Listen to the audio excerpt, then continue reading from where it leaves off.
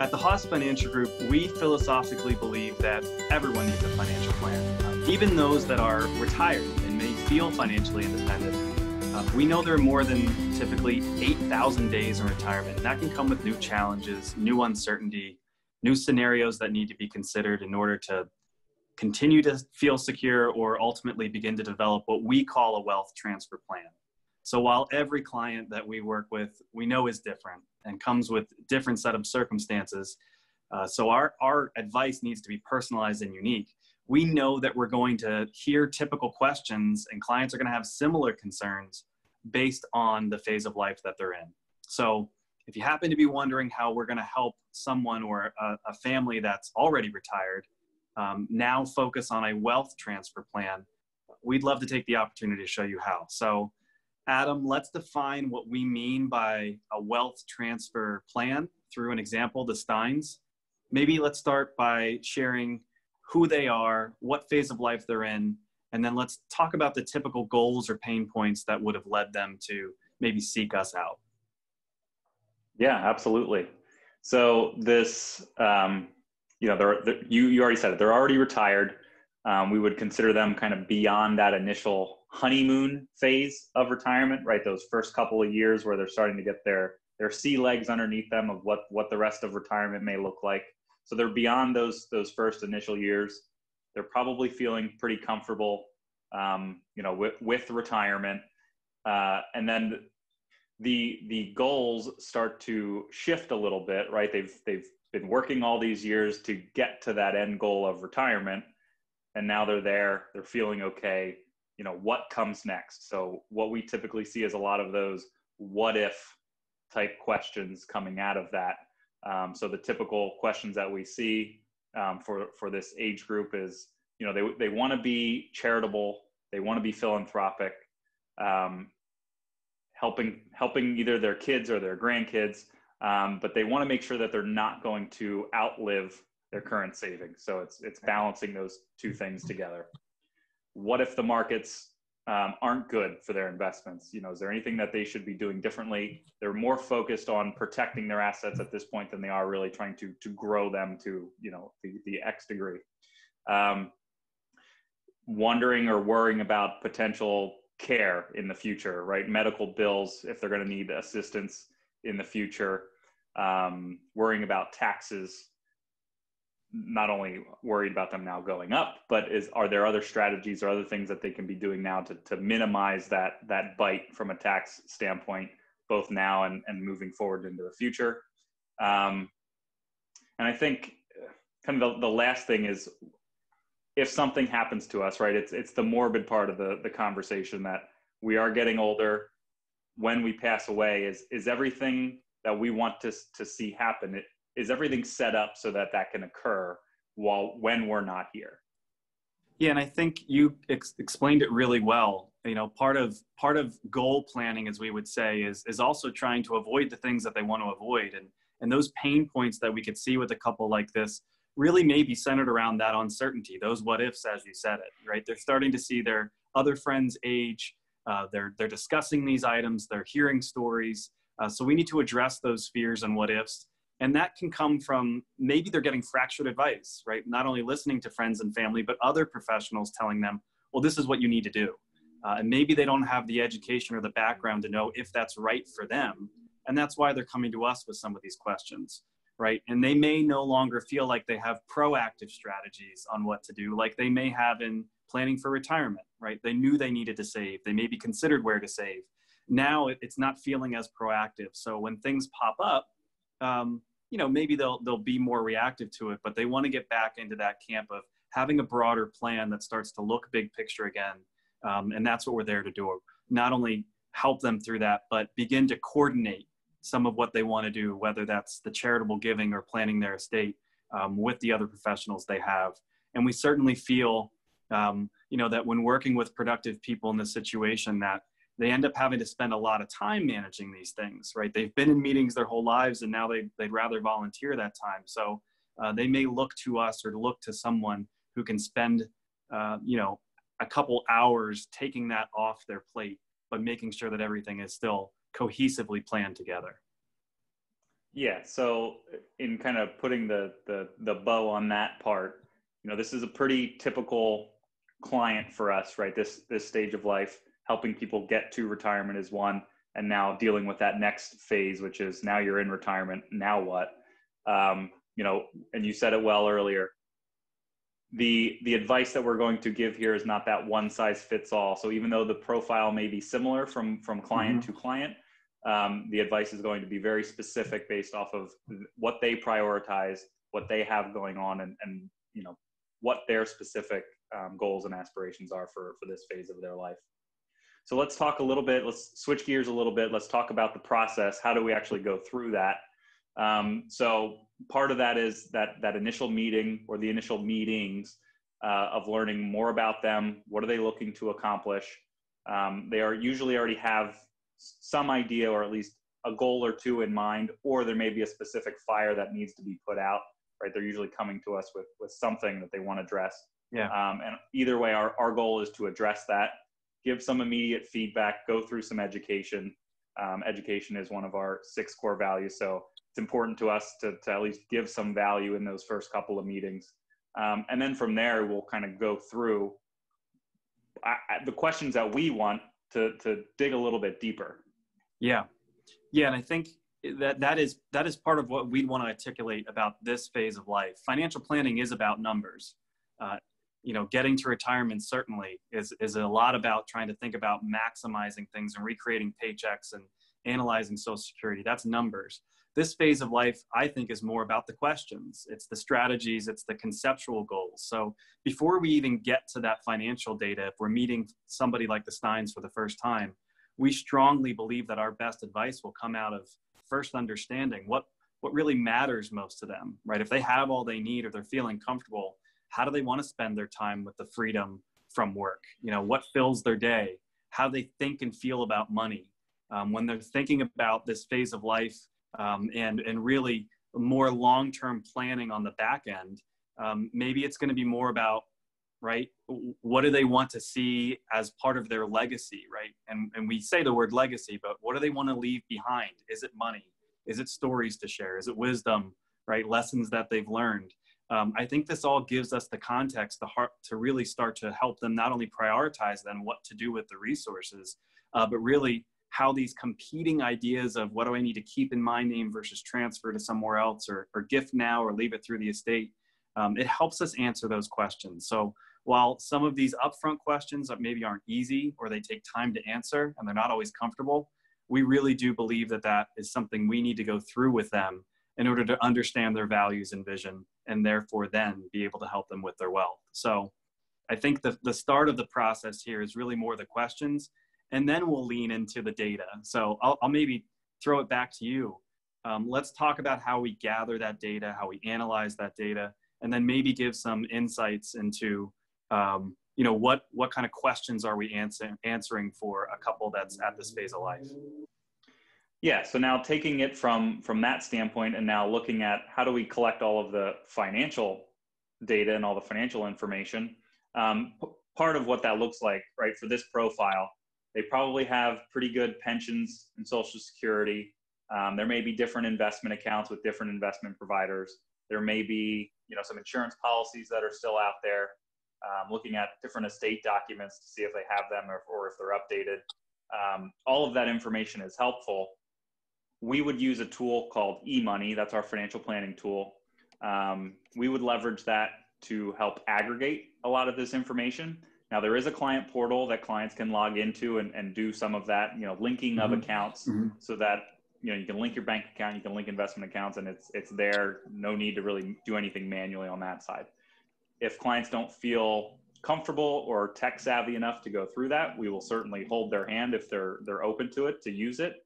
But we absolutely deal in paper, right? If it's making copies of statements or other documents, putting it in a folder, putting it in a binder, it's our job to sift through all of that and figure out what's important and what's not. We'd rather have more information than less at this point.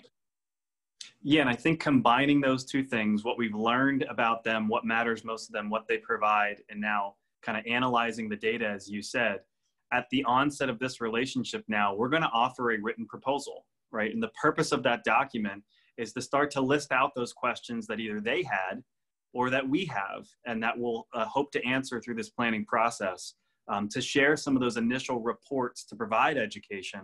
But then all of that is going to lead into documenting upfront the cost to hire us and the next steps that we would take in developing this relationship. So we would want the Steins to know upfront the expense to engage with us before hiring us. And we certainly want to quantify how we're going to be able to help by starting to list those things out. So maybe let's talk about the typical questions that we would want to answer for a couple like the Steins, or maybe said differently, what are the strategies that you and I and the team are going to start to consider when putting this plan together?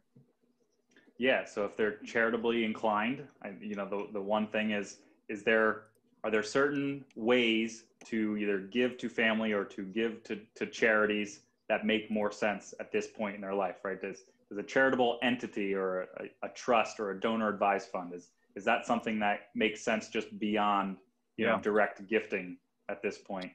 And then on that note, does it make sense to gift from cash savings, or does it make sense to donate, appreciated investments? Sometimes it's life insurance, right? If they still have life insurance and they're feeling comfortable at this point, the actual insurance need may no longer be there. So are there other things that they should be doing with that insurance policy? It's either, do we leverage that into a long-term care policy that now is a concern of ours, right? If there's potential to need care, or maybe we just don't need it anymore and there's other ways to deal with that cash. The taxes, what do we do about lowering taxes? Are there different strategies or options at this point? Maybe it's, Roth conversions, something along those lines.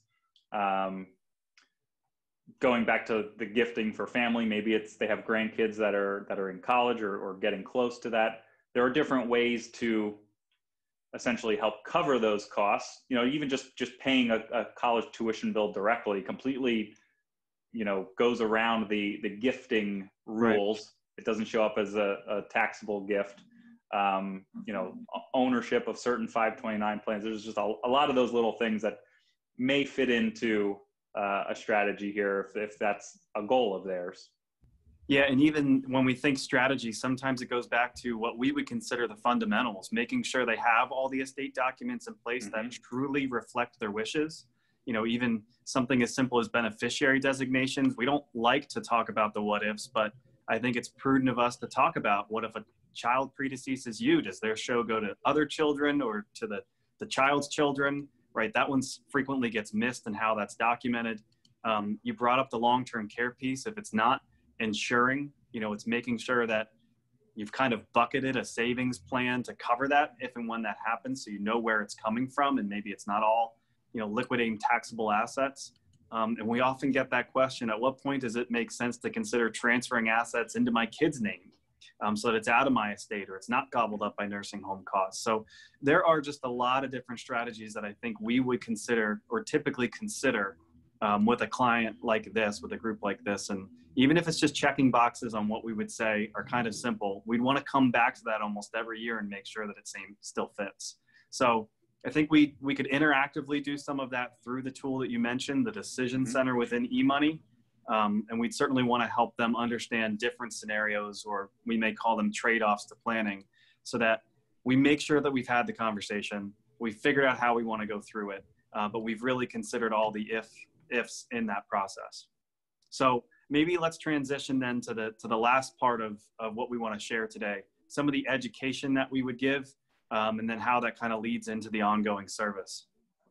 Yeah, education is key for us. It's one of our 6 core values. It's very important to this part of the process where we're trying to give as much information, the pros and cons of a specific strategy or a specific concern, so that the client can make that informed, confident decision on whatever that goal or aspiration may be. So the way that we kind of look at that in this instance is we like to approach it from a worst case scenario standpoint, right? If all of the what ifs came true in a negative sense, are they still going to be okay in their retirement? And if that's the case, then we hope that gives them enough confidence to start to implement some of that legacy plan sooner than later. Yeah, so it may be bucketing their assets, not looking at all their savings as one pool, but beginning to break that down into, this bucket is for our cash reserve, for the emergencies or things that could pop up. This is the money we plan to spend over our lifetime, to meet our needs, wants, and wishes. But then keeping two more buckets, one for just the certainty of uncertainty in the future, and then recognize whatever's left after that really can be a part of implementing that legacy plan right now. So we like the idea of bucketing assets for different scenarios. And we talk about even investments in the terms of bucketing them. So I'll turn that back to you. How do we bucket investments to then support that kind of plan B analysis? Yep. So this would be specifically the short-term bucket is what we would call, 1 to 2 years worth of expenses, or at least what they would need to pull from their savings to help supplement their already good, either pensions or Social Security. 1 to 2 years worth of that in a cash component that they don't have to feel like they're pulling from that or selling from investments to meet a short-term need. That middle bucket being, we call it 3 to 7 years. Those are usually income producing assets, whether it's, bonds or annuities, anything that can pay you interest or dividends over time. Again, the more stable investments in that middle bucket. And then the last bucket, bucket 3, is your 7+ years. And that's where you can really start to allocate towards your growth investments. It's stocks, things that you hope not to have to touch over that 7-year period, so that you're giving yourself permission to take some risk with some assets and allow the market to work over time. Yeah, so I think the last strategy or role that we would want to play in this process for a couple like this is to really then be the quarterback, not only between the plan and the investments, but also with the other professionals, to really start to see how the decisions that they're making from a tax perspective or from an estate planning perspective really then need to be integrated with the documents that they get, either from an estate attorney or their tax preparer. So we're happy to be the ones to kind of bring all of that together with those other professionals as well. So with that in mind, let's kind of button this up into kind of talking about our role and our services for them, what that looks like. And then maybe we'll summarize to finish up. Yeah, so that initial, conversations on the front end, it's meeting time. Maybe it's a few hours, it's back and forth, but it's getting to know them, getting to know what they're looking to accomplish, us sharing some initial feedback, using e-money interactively, either in the office, maybe we're doing it through Zoom now, but really trying to start to document those trade-offs, document the specific advice, and then we'll actually memorialize that in a document, right? In a PDF, in a Word document that we can reference over time. But more importantly, it's the to-do list that comes out of those meetings. Who's going to do what, by when, so that there's some accountability on both our end and theirs. That those checklists, that to-do list, that those items are going to get crossed off over time. Some people are happy to delegate some of those activities to us. Some people are more hands-on, and that's okay too. So for someone like the Steins, that comprehensive financial planning process, there's a flat fee for that. As you mentioned, we throw that in a proposal. It's known and clear and transparent on the front end. And then there's always that second part of what we do is the investment management piece. So if the Steins choose to hire us in that way to actively manage their investments, it's 2 separate services. So there is a separate fee for that service. We manage accounts through LPL Financial, and that's typically a percentage of the account as an asset-based management fee. So there's no commissions, there's no transactions, there's no surprises from that standpoint. Yeah, and I think what we would want to articulate both through comprehensive planning and investment management is that we say planning is an ongoing relationship and not a transaction, for hopefully all the obvious reasons that we just articulated, that it is ongoing questions and ongoing reassessment. It's new scenarios. It's sharing updates with each other and reviewing the parts of the plan that really need to be reviewed on an annual basis. When new grandkids come along, or when beneficiary designations need to change, when something didn't go right, it's going right back into that tool and having a new interactive scenario kind of develop. So we want to make sure that everyone knows, especially a couple like the Steins here, that constant reevaluation means that we are building on the initial plan but that this is not financial planning is not a one-time thing. We look forward to helping them through this phase of life to make sure that all those wishes are met.